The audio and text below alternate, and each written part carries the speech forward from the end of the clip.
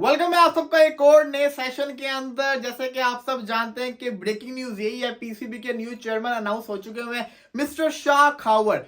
ये आए हैं एक रूटीन पूरी करने के। जो नया चेयरमैन आएगा 3 साल के लिए, उसके इलेक्शन इन्होंने करवाने, इनको ये रिस्पॉन्सिबिलिटी दी गई है। ये परमानेंट नहीं है, ये आप समझ लें कि बस वक्ती तौर के ऊपर आए हैं। लेकिन ये सुप्रीम कोर्ट के वकील भी हैं और इसी के साथ साथ इनका काम है इलेक्शन को करवाना। इसी के साथ साथ इंडिया वर्सेस इंग्लैंड की मेगा टेस्ट सीरीज कल से हैदराबाद के स्टेडियम के अंदर शुरू होने जा रही है। रोहित शर्मा ने आज प्रेस कॉन्फ्रेंस भी की, लेकिन इसी के साथ साथ आपको याद हो तो कल एक न्यूज आई थी, शुएब बशीर जो कि इंग्लैंड के स्क्वाड के मेंबर हैं, उनको वीजा इशू नहीं हुआ, वो फर्स्ट टेस्ट मैच नहीं खेलेंगे। रोहित शर्मा ने भी कहा कि आई फील फॉर हिम, मैं वीजा ऑफिस के अंदर नहीं बैठता वरना मैं दे देता वीजा। लेकिन बेन स्टोक्स ने भी ये कहा कि देखिए, हमने दिसंबर के मिड के अंदर अपना स्क्वाड अनाउंस किया था और अभी तक वीजा ना मिलना ये सैड चीज है। अब देखा जाए तो शुएब बशीर की जो रूट्स हैं वो पाकिस्तान से जुड़ती हैं। मतलब कि आपको याद हो अगर तो इनकी जो आप समझ ले कि जिस तरह उस्मान ख्वाजा है, जिस तरह से इमरान ताहिर तो खैर बाद में शिफ्ट हुए थे ना, वो तो काफी अरसा पाकिस्तान में रहे थे, मोइन अली वगैरह,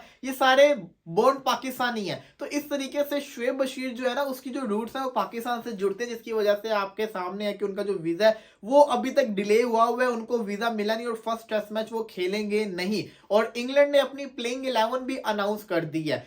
अगर मेरे पॉइंट ऑफ व्यू से पूछें, जिस तरह से उस्मान ख्वाजा का डिले हुआ था बट उसको वीजा टाइम से मिल गया था, तो इनको भी मिल जाना चाहिए था। क्या पता उन्होंने सोचा उसको पहली प्लेइंग 11 में खिलाने का। खैर, इंग्लैंड ने अपनी फर्स्ट प्लेइंग 11 अनाउंस कर दी है। इंग्लैंड की जो प्लेइंग 11 है इसके अंदर जैक क्रॉली और बेन डकेट ओपनिंग करेंगे। दोनों अच्छे ओपनर अगर चल जाए तो बड़ा मारते हैं। ओली पॉप वन डाउन के ऊपर होंगे, जो रूट नंबर 4 पे, नंबर 5 पे बेन स्टोक्स, नंबर 6 के ऊपर बेन फोक्स जो कि विकेट कीपर भी होंगे। उनकी बड़ी तारीफें हो रही है उनकी विकेट कीपिंग की। इसी के साथ साथ Tom Hartley, Rehan Ahmed, Jack Leach और मार्क वुड।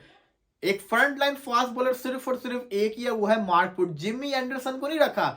ये इंग्लैंड की क्वालिटी है कि इंग्लैंड जो है ना एक्सपीरियंस की तरफ से जाता है, परफेक्ट 11 जो बनती है उसकी तरफ जाता है। तो जिमी एंडरसन को नहीं रखा, उनको पिच का पता चल गया होगा, यहाँ पे स्पिनर्स को मदद मिलेगी, तो उन्होंने कोशिश की है कि स्पिन ऑप्शन ज्यादा उनके पास हो। तो अब इंग्लैंड की टीम देखी जाए तो बड़ी तगड़ी टीम नजर आ रही है, बड़ी खतरनाक टीम नजर आ रही है। और बेन स्टोक्स, जॉनी बेस्टो, जो रूट, ये 3 नाम ही टेस्ट के बड़े खतरनाक है। और मार्क वुड का अगर दिन हो तो कल्ला ही, जिसको कहते हैं ना, सब कुछ तबाह करके रख देता है।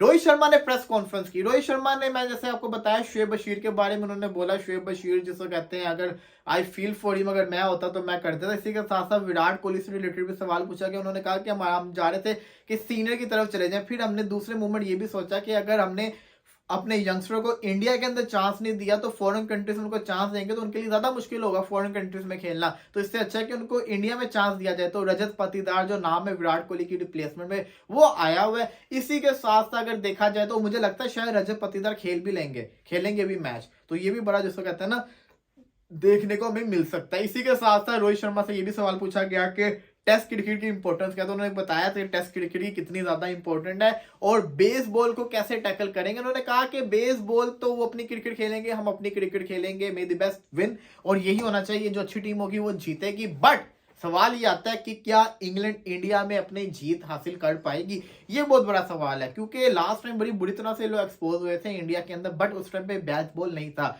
अब बेसबॉल आ चुका हुआ है। इनकी जो टीम है वो खतरनाक है। अगर तो इनके स्पिनर्स अश्विन, जडेजा, अक्षर पटेल की तरह चल गए तब तो ये मुश्किल करेंगे क्रिकेट, क्योंकि विराट कोहली नहीं है और इनके पास यही मौका है। इंग्लैंड को ये पता होना चाहिए कि सामने वाली टीम को पकड़ने का यही मौका है, क्योंकि उनका एक सीनियर खिलाड़ी नहीं है, उनकी बैटिंग लाइनअप लड़खड़ा जाएगी। तो यही मौका है, पकड़ लो इनको, हावी हो जाओ इनके ऊपर। और इसी के अंदर उनको अपनी फर्स्ट, जो कहता है ना, बेस्ट क्रिकेट, 5 टेस्ट मैचेस है ना। देखिए, मैं ये समझता हूं कि अगर एक सीरीज के 5 टेस्ट मैचेस है, आप पहले 2 हार जो, आप कह सकते हो कि हमारे लिए यहाँ पे खेलना मुश्किल है। लेकिन तीसरे टेस्ट मैच का मतलब ये होता है कि आप 1 महीने से उस मुल्क के अंदर हो और आप 1 महीने से वहां पे क्रिकेट खेल रहे हो, तो आप कंडीशन के साथ यूज टू हो जाते हो। तो आपको पता चल जाता है स्पिनर का बॉल कितना टर्न हो रहा है, ये सब कुछ कितना इंपैक्ट आ रहा है। तो आपके लिए फिर अगले जो मैचेस होते हैं ना, उनके अंदर परफॉर्मेंस अच्छी आना जरूरी होता है। तो मैं ये सोच रहा हूं कि इंग्लैंड को चाहिए कि जो अच्छी परफॉर्मेंस बाद में लेकर आनी, वो पहले 2 टेस्ट मैचेस में ले आए, क्योंकि इसमें विराट कोहली नहीं है और यही इनका मौका है।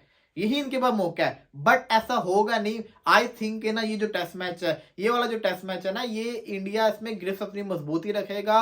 बट देखना ये कि जो पिच होगी किस तरह की साबित होती है, कितनी खतरनाक पिच साबित होती है। हैदराबाद का स्टेडियम बहुत प्यारा स्टेडियम है और शानदार किस्म का स्टेडियम। और इसमें देखते हैं कि क्रिकेट हमें कैसी देखने को मिलेगी। आई विश जैसी भी क्रिकेट हो, मजा है देखने का। एक तरफ से बेसबॉल चल रहा हो तो दूसरी तरफ से रॉ बॉल चल रहा है, रोहित की बल्लेबाजी चल रही है और मजा है क्रिकेट देखने का।